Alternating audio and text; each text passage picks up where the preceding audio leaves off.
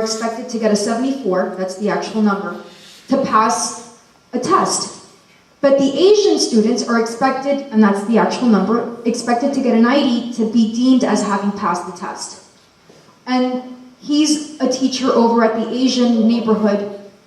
He's gonna push those students to get a 90 on that test. Because if not, his students are not gonna make him look very good. They're gonna have failed that test. In contrast, as long as my students get a 74, I'm good. I did my job.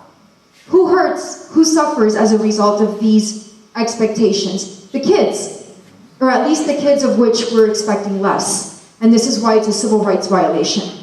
We should be expecting the same from all our students, no matter what color they are, no matter what walk of life, etc., etc., etc.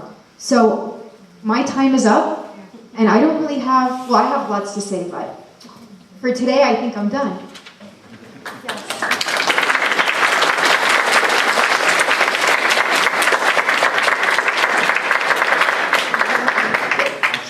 We're going to have the questions later. Well, could you give everybody your email? Oh, yeah, I can give you a card. Okay. Okay, I'll do that later. Okay.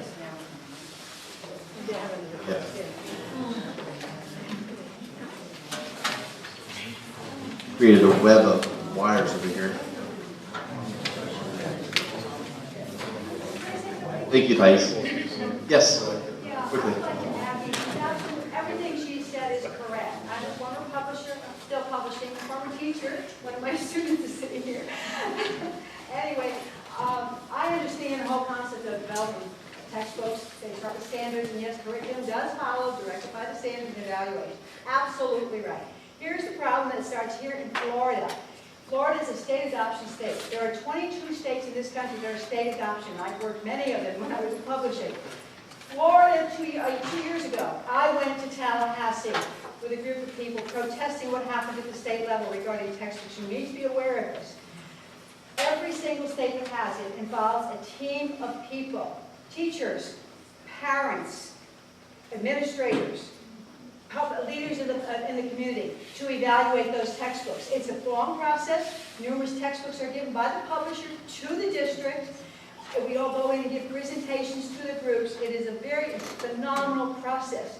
And in the process, they eliminate from the textbook, from the selection of books that are to be given to the state or brought to the state, any textbook that's biased. And the publisher is free to make changes. And sometimes when we make a change, perhaps we use God, the word God.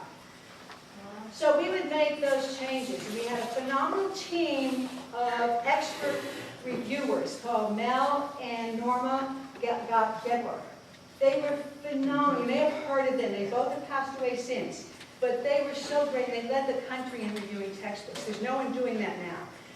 Florida is now in a position to take that baton. But we can't because they passed 2 years ago State Bill 2040, which eliminates the review process. The textbooks are being reviewed by 2 experts. We don't know who they are. They were never identified. We went to Tallahassee to find out who are these people? What are their credentials? Not available information. Somebody slipped into State Bill 2040 at midnight. That's changed, and that changed this whole review process. We are the only adoption state eliminating any real review because we never saw a review from those 2 experts. We don't know who they are to this day. So consequently, what we're saying about rights, we've got to start here in Florida. We're going back to Tallahassee. We're going back to Tallahassee because we're going to be and Tallahassee is directing the rules to the state, to the county boards. They're following orders. They're hand and tight. So, but parents aren't. We are the ones who have. We'll have some more time after Debbie to discuss some more.